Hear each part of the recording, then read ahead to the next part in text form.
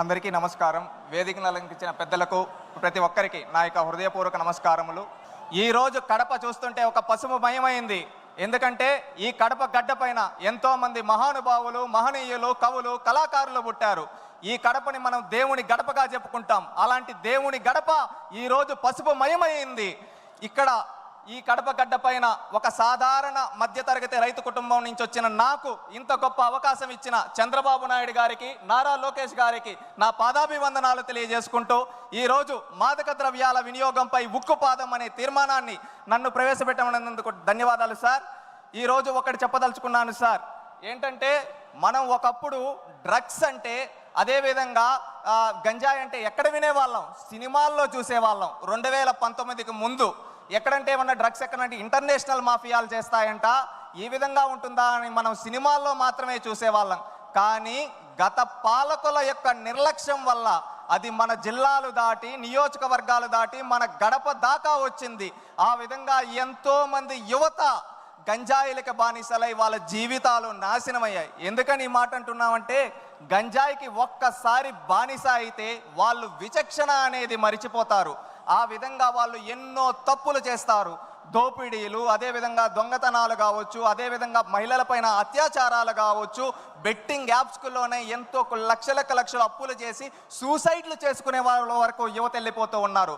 ఇలాగే ఎన్నో సంఘటనలు జరుగుతుంటే ఆనాడు నారా లోకేష్ గారు యువగలం పాదయాత్ర మొదలుపెట్టినప్పుడు, యువగలం పాదయాత్రలో మనం చూస్తే చంద్రగిరి నియోజకవర్గంలో ఒక మహిళ డైరెక్ట్గా కూడా చెప్పలేక పక్కకొచ్చి, అన్నా మా ఇంటిలో ఒక ఆడబిడ్డని ఈ విధంగా పాఠశాలకు వెళ్తూ ఉంటే అక్కడ గంజాయి ఇచ్చి శారీరకంగా వాడుకొని ఈ విధంగా చేస్తున్నారంటే, ఆ రోజు ఆయన కళ్ళల్లో కన్నీళ్లు తిరిగి ఈ విధంగా రాష్ట్రంలో ఎంతోమంది బాధపడుతున్నారు, వాళ్ళందరికీ పరిష్కారం చూపించాలని ఆ రోజే చెప్పాడు. ఈ రాయలసీమ గడ్డపై డ్రగ్స్ వద్దు బ్రో, గంజా వద్దు బ్రో అని చెప్పి ఆ రోజు నుంచి ఒక ఉద్యమంలా మొదలుపెట్టి, ఆ రోజు ఎవరన్నా గంజాయికి డ్రగ్స్కి బానిసలై ఉండుంటే వాళ్ళ తల్లిదండ్రులు వచ్చి ఆయనతో చెబితే అలాంటి వాళ్ళని తీసుకొని వచ్చి రీహాబిలేషన్ సెంటర్లో పెట్టి వాళ్ళని ఆదుకున్నాడు. ప్రభుత్వం ఏర్పడిన తర్వాత ఉక్కు పాదం మోపాడు. ఏ విధంగా అంటే, మనం ఒక్కసారి చూసుకుంటే ప్రభుత్వం ఏర్పడిన వారం రోజుల్లోనే ఎక్కడెక్కడ డ్రగ్స్ ఉన్నాయో ఆ ప్రాంతాలన్నిటినీ ఏరిపారేశారు. అదేవిధంగా ఒకప్పుడు 11,000 ఎకరాలలో గంజాయి పండిస్తుంటే ఆ గంజాయిని మొత్తాన్ని రూపుమాపి అక్కడ గిరిజనుల్ని మార్చి అక్కడ అరకు కాఫీ వేసే విధంగా తయారు చేశారు మన నాయకుడు. గత పాలకులు అక్కడ ఏం చేసేవాళ్ళు? అమాయకులైన గిరిజనులను వాడుకొని ఏం చేసేవాళ్ళు? గంజాయి పండించేవాళ్ళు. కానీ నేడు మన నాయకుడు అదే వాళ్ళ చేత అరకు కాఫీ పండించి ప్రపంచ కుబేరుడు వరకు ఆ అరకు కాఫీని అందించి మన గిరిజనుల ఖ్యాతిని ప్రపంచానికి చాటాడు మన నాయకుడు. అదేవిధంగా లోకేష్ గారు, ఇది మనం చూసాం, పల్లె పల్లె వరకు వెళ్ళింది. దీన్ని రూపుమాపాలి. అది రూపుమాపాలంటే మళ్ళీ గ్రౌండ్ లెవెల్ నుంచే చేయాలని ప్రతి పాఠశాలలో ఈగల్ టీంలు ఏర్పాటు చేసి ఎక్కడికక్కడ దీన్ని రూపుమాపడానికి చర్యలు తీసుకుంటూ నిరంతరం పర్యవేక్షిస్తూ ఉన్నారు. ఈ విధంగా పర్యవేక్షిస్తూ గంజాయి రహిత ఆంధ్రప్రదేశ్గా గత సంవత్సరం రోజులో మార్చడం జరిగింది. ఇదే విధంగా నేను ఒక్కటి చెప్పదలుచుకున్నాను. డ్రగ్స్ గురించి, గంజాయి గురించి నేను ఒక యువకుడుగా నేను ఎన్నో చూశాను. నా మిత్రులు కావచ్చు, నాకు తెలిసిన వాళ్ళు కావచ్చు, ఎంతోమంది డ్రగ్స్కి, గంజాయికి బానిసలై వాళ్ళ జీవితాలు నాశనం అయిపోతుంటే కళ్ళల్లో నీళ్లు తిరిగేటివి. ఎందుకంటే వాళ్ళకి ఎందుకు ఇలా చేస్తామంటే, ఏముందరా ఇంకా జాబులు ఏముండాయి, ఏం చేస్తాం, ఇదేదో వేసుకుంటే కొంచెం రిలీఫ్ వస్తుందంట అని చెప్పి చెబుతూ ఉండేవాళ్ళు. అవి చూసినప్పుడు బాధ, ఆ ఆవేదన. దానికి పరిష్కారం ఎలా అంటే, ఆ రోజు చంద్రబాబు నాయుడు గారు చెప్పడం జరిగింది, లోకేష్ గారు చెప్పడం జరిగింది, మేము వస్తాం, స్కిల్ డెవలప్మెంట్ ట్రైనింగ్ ఇస్తాం, యువతకు ఉద్యోగాలు ఇస్తాం, ప్రతి ఒక్కరికి 20 లక్షల ఉద్యోగాలు యువగలం ద్వారా ఇస్తామని చెప్పి ఆ లక్ష్యానికి కట్టుబడి వచ్చిన వెంటనే మెగా డిఎస్సి పైన నోటిఫికేషన్ కావచ్చు, ఆ తర్వాత అనేక కంపెనీలని ఆర్సిలర్ మిట్టల్ కావచ్చు, గూగుల్ కావచ్చు, టీసీఎస్ కావచ్చు, మొన్న ఎల్జీ కావచ్చు, రిన్యూవబుల్ ఎనర్జీ కావచ్చు, రిలయన్స్ బయో ప్లాంట్స్ కావచ్చు, ఈ విధంగా ఎన్నో తీసుకొని వచ్చి యువత బానిసలవ్వాల్సింది డ్రగ్స్ కాదు, యువత వాళ్ళ లక్ష్యాల వైపు వెళ్ళాలి అని చెప్పారు. ఎందుకంటే మన దేశంలో అత్యున్నతంగా యువత ఉన్నారు. యువత తలుచుకుంటే ఏదైనా చేయగలుగుతారు, ఏదైనా సాధించగలుగుతారు.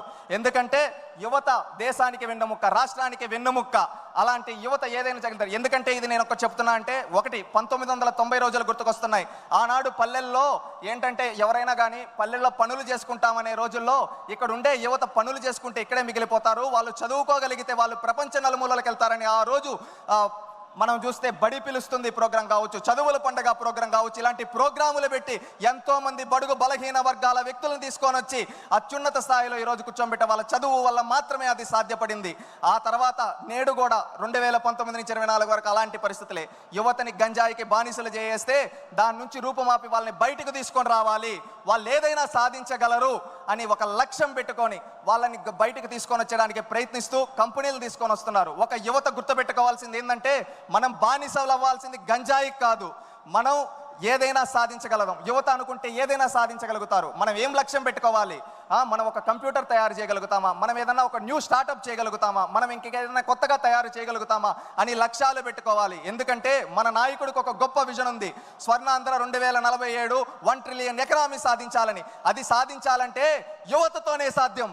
అది యువత ప్రతి ఒక్కరూ అది గుర్తుపెట్టుకొని మన నాయకుడు అడుగుజాడల్లో మన లక్ష్యాలు గుర్తుపెట్టుకోవాలి. మన తల్లిదండ్రులకు మంచి పేరు తేవాలి, మన కుటుంబానికి మంచి పేరు తేవాలి, మన రాష్ట్రానికి మంచి పేరు తేవాలనే లక్ష్యంతో ప్రతి ఒక్కరూ పనిచేయాలి.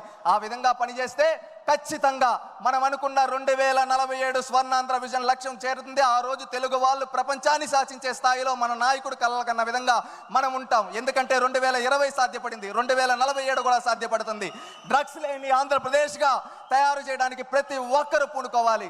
మనం ఎప్పుడో 1 సంవత్సరమో 2 సంవత్సరాలు 3 సంవత్సరాల తర్వాత కాదు, ఈ సంవత్సరం ఎండింగ్ అంతా 2025 అంతా డ్రగ్స్ ఫ్రీ ఆంధ్రప్రదేశ్గా ప్రతి ఒక్కరూ పూనుకోవాలి. ఇది ప్రతి ఒక్కరూ ఒక సంకల్పం చేసుకుంటే అది సాధ్యపడుతుంది. ప్రతి ఒక్క యువత ఆ సంకల్పం తీసుకుంటారని కోరుకుంటూ ఉన్నాను. నేను ఒక యువకుడుగా ఆ సంకల్పాన్ని తీసుకోవడానికి సిద్ధం. నేను డ్రగ్స్కి బానిసవను, మద్యానికి బానిసవను. నేను ఈ రాష్ట్ర భవిష్యత్తు కోసం పాటుపడతాను. నేను అనుకున్న లక్ష్యాలను సాధించడం కోసం ప్రతి ఒక్కరూ మనం ఎంచుకున్న రంగాల్లో మనం అనుకున్న లక్ష్యాల వైపు ముందుకెళ్తే మనం రాష్ట్రం బాగుంటుంది, మన నాయకుడికి మంచి పేరు వస్తుంది. ప్రతి ఒక్కరి చేయాలని కోరుకుంటా. ఇంకొకటి సార్, నేను ఒక 2 ప్రతిపాదనలు చేయదలుచుకున్నాను. డ్రగ్స్ ఎవరైతే సరఫరా చేస్తున్నారో, తయారు చేస్తున్నారో వాళ్ళ ఆస్తులు స్వాధీనం చేసుకొని రీహాబిలేషన్ సెంటర్లుగా వాళ్ళ ఆస్తులను మార్చాలని మిమ్మల్ని ఈ వేదిక ద్వారా కోరుకుంటున్నాను సార్. అదేవిధంగా మనం వాట్సాప్ గవర్నెన్స్ చేసాం, ఎంతో అద్భుతంగా చేసాం. ఒకప్పుడు నాడు ఎన్టీ రామారావు గారు మండల వ్యవస్థ తీసుకొని వచ్చి పరిపాలన దగ్గర చేస్తే, ఆ తర్వాత ఈ సేవ తీసుకొని వచ్చి మీ సేవ తీసుకొని వచ్చి చంద్రబాబు నాయుడు గారి దగ్గర చేస్తే, నేడు నారా లోకేష్ గారు అరచేతిలో వాట్సాప్ గవర్నెన్స్ మన చేతిలో పెట్టాడు. ఎంతో అద్భుతంగా పనిచేస్తూ ఉంది. ఆ వాట్సాప్ గవర్నెన్స్ ద్వారా ఇప్పుడు మనం అంటూ ఉంటాం సార్, ఏదైనా ఫోటో తీసి పెడితే ఎక్కడైనా పెడితే అది ఈజీగా తీసుకోవచ్చు. అలాగే వాట్సాప్ గవర్నెన్స్లో ఒక ఫ్యూచర్ అనేది మనం తీసుకొని రావాల్సింది.